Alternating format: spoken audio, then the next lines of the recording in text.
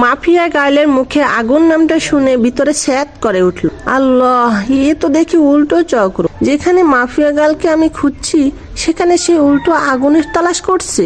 না, মাফিয়া গার্লের খোঁজ বের করতেই হবে, যে করেই হোক না কেন। আমি মাফিয়া গার্লকে খুঁজে বের করবই। তবে আগে মাফিয়া গার্লের পরিশেষটা শুনি, সে কি বলতে চায়। আগুন, আপনি যেখানেই আছেন না কেন, আপনি যদি আমায় তালাশ না করেন তাহলে এসব কোনোদিনও বন্ধ করব না। আমি একটা কোডিং দিয়ে গেলাম আমার 2244। এই কোডিংটা আপনি ছাড়া কেউ বুঝবে না। সো নিজেই আমার খোঁজ বের করুন। মাফিয়া গার্লের কোডিং শুনে আরো মাথা খারাপ হয়ে গেল। মাফিয়া গার্ল চাইছেটা কি? কিছুই তো মাথায় কাজ করছে না। সে আগুনের সাথে দেখা করতে চায়, তার উপরে আবার সে নিজের লিড কোড ইউজ করছে। মাথা তো পুরোই কাজ করা বন্ধ করে দিয়েছে। আর কিছুই যেন ভাবতে পারছি না, মাথা পুরো জ্যাম হয়ে গিয়েছে। মাফিয়া গার্ল লাইফ কেটে দিয়ে বের হয়ে গিয়েছে। এদিকে আমার মাথায় প্যাটার্ন পড়ে গেছে, মস্তিষ্ক পুরো নিস্তেজ হয়ে গেছে আমার। না আর না, আগে নিজেকে একটু রিল্যাক্স করে না হয় মাফিয়া গার্লকে নিয়ে ভাবা যাবে। ডাটা অফ করে দিয়ে শুয়ে পড়লাম। এখন একটু ঘুমাবো, পরে না হয় ঘুম থেকে উঠে বিষয়টা নিয়ে ভাবা যাবে। যেমন ভাবা তেমন কাজ, সব চিন্তা এক পাশে রেখে ঘুমিয়ে পড়লাম। বিকেল বেলায় ঘুম থেকে উঠে বাইরে চলে গেল। মাথা কেমন যেন ভারী হয়ে আছে। তাড়াতাড়ি কাকুর দোকানে যেতে হবে আমার, না হয় মাথা ঠিক হবে না। ওনার দোকানে গিয়ে চা খেয়ে আগা মাথা ঠিক করতে হবে। কাকুর দোকানে গিয়ে চায়ের অর্ডার করলাম। মাথার জ্যাম মোটামুটি ছুটছে মনে হচ্ছে। চা খেয়ে শরীরটা চাঙ্গা লাগছে। হ্যাঁ, এবার শান্ত মাথায় ভাবি মাফিয়া গার্লের কথা। আচ্ছা, মাফিয়া গার্ল আমার খোঁজ কেন করছে? কি চায় সে আমার কাছে? আর কেন বা সে এসব কর্মকাণ্ড করছে? দেশে তো প্রশাসন আছে দুর্নীতিবাজদেরকে শাস্তি দেওয়ার জন্য। তারপরেও কেন মাফিয়া গার্ল আইনের বিপক্ষে যাচ্ছে? হাজারটা প্রশ্ন নিজেকে নিজে ছুড়ে মারলাম। এবার আমার শান্ত মস্তিষ্কে ধীরে ধীরে সব কয়টা প্রশ্নের উত্তর খোলাসা করতে লাগলো। দেখো, দেশের যেই অবস্থা তা কোনোদিন শোধরাবে না। একটার পর একটা দুর্নীতিবাজ পয়দা হয়েই যাবে, কখনো তাদেরকে থামানো যাবে না। নিজের মনের উত্তরের সাথে মাফিয়া গার্লের কর্মকাণ্ডের জাজমেন্ট করলাম। পরিশেষে যা বুঝতে পারলাম, হ্যাঁ, মাফিয়া গার্ল একদিকে ঠিকই করছে। যাদের শাস্তি হয় না সে তাদেরকে শাস্তি দিচ্ছে। এমন একটা মানুষ এর এই অভাব ছিল দেশে। কিন্তু একটা জিনিসের উত্তর কোনোভাবেই পেলাম না। মাফিয়া গার্ল আমার খোঁজ করছে কেন? কি চায় সে আমার কাছে?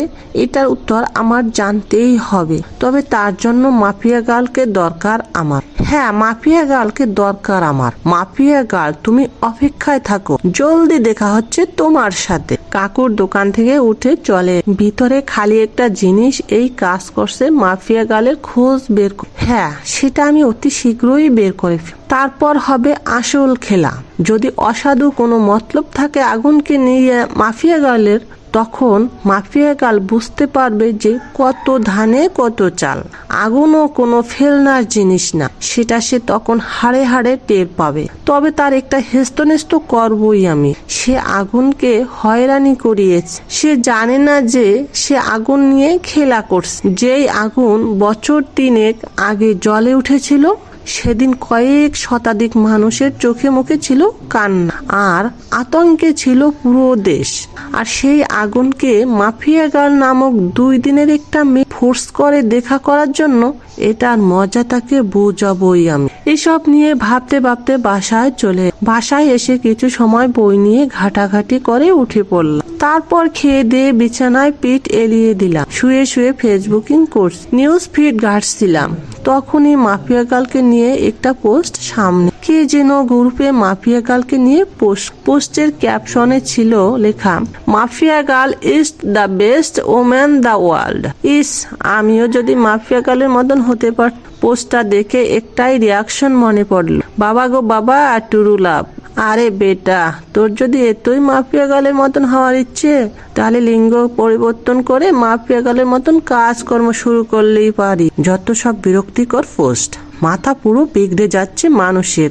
আল্লাহ, কি যে পেয়েছে মানুষ মাফিয়া গার্লকে নিয়ে। আল্লাহ, যেখানেই যাই সেখানেই মাফিয়া গার্ল আর মাফিয়া গার্ল। পুরো ডিসকাস। বাঙালি কিছু একটা ফেলেই ভার্চুয়াল জগতে তোলপাড় শুরু করে দে, বিশেষ করে ফেসবুক। বিরক্তি নিয়ে ফেসবুক থেকে বের হয়ে আসলাম, তারপর ঘুমিয়ে গেলাম।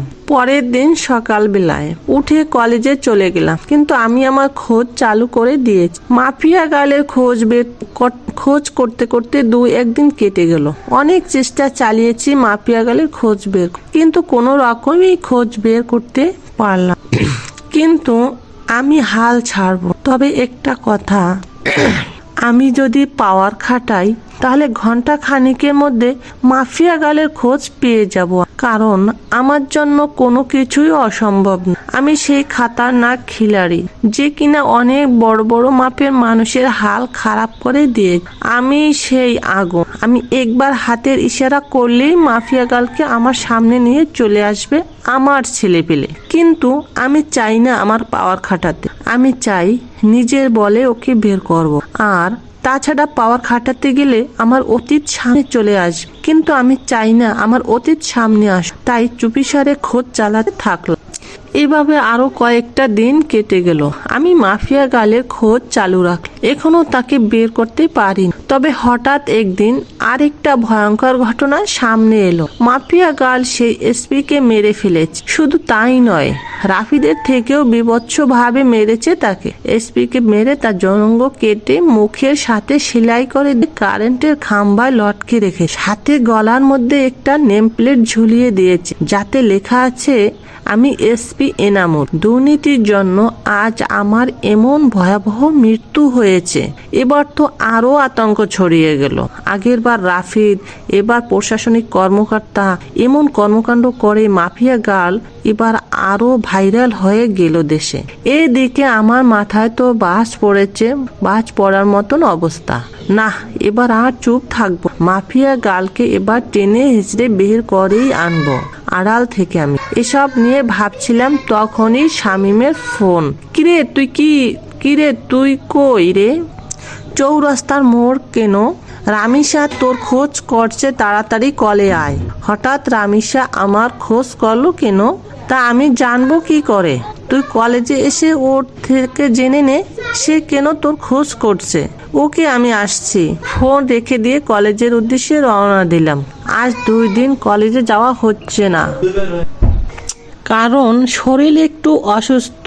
তার থেকে বড় কথা, মাফিয়া গার্লের খোঁজ করছি আমি। কিন্তু এখন শামীম ফোন দিয়ে যেতে বলল। তাড়াতাড়ি কলেজে চলে গেলাম। কিরে রামিসা কই? ওই যে ওই দিকটাতে বসে আছে। আচ্ছা, আমি দেখে আসছি কেন ডেকেছে সে। শামীমকে রেখে রামিসার কাছে চলে গেলাম। এই যে, কেন খোঁজ করেছো আমায়? কেন, আপনি জানেন না? আমি জানবো কি করে যে তুমি আমার কেন খোঁজ করেছো? আমাকে একটা অ্যাসাইনমেন্ট দেখিয়ে দিতে বলেছিলেন যে, মনে নেই? সেটা আমি করে এনেছি বাসা থেকে। ও মাই গড রাফিসা, সরি। আমি আসলে সত্যিই ভুলে গিয়েছিলাম জিনিসটা।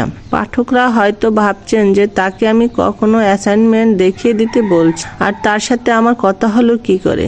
আসলে হলো যে, আমায় যখন বলেছে পড়াশোনার বিষয় নিয়ে চাইলে বন্ধুত্ব করতে পারে সে, তারপর তার সাথে আমি সেইরূপ বন্ধুত্ব করি। কারণ কোনো কিছু হতে হলে তার সাথে আগে মিশতে হবে আমাকে। তাই আমি পড়াশোনার বাহানা দিয়ে তার সাথে মিশেছি। অনেক কষ্ট হয়েছে তার সাথে মিশতে। শুরুতে তো রাজি হয়নি, পরে পড়াশোনার বুঝিয়ে নেওয়ার বাহানা করে মিশে। এই যে কি হলো, চুপ হয়ে গেলেন যে? আরে না, তেমন কিছু না। আচ্ছা নেন খাতাটা, এটার মধ্যে আমি করে দিয়েছি। অনেক ধন্যবাদ রামিসা। তারপর রামিসার হাত থেকে খাতাটা নিলাম, কিন্তু হঠাৎ চোখ গেল তার হাতের আঙ্গুলের দিকে। আঙ্গুলের পাশে একটা সামান্য করে কালো দাগ, যে দাগটা আমার মোটামুটি পরিচিত। কার হাতে যেন দেখছি আমি এমন একটা কালো দাগ। দেমাগে প্রেসার দিলাম। তখনই মনে পড়লো, মাফিয়া গার্ল যখন লাইভে এসেছিল তখন তার হাতেও এমন একটা কালো দাগ ছিল। যদিও তার চেহারা কালো কাপড়ে ঢাকা ছিল, কিন্তু আঙ্গুলের পাশের কালো দাগটা স্পষ্ট দেখা গিয়েছিল। মাথা পুরো চক্কর দিয়ে উঠলো জিনিসটা ভাবতেই। তার মানে কি এই রামসেই সেই মাফিয়া গার্ল? চলবে, ভুল ত্রুটিগুলো ক্ষমার নজরে দেখব।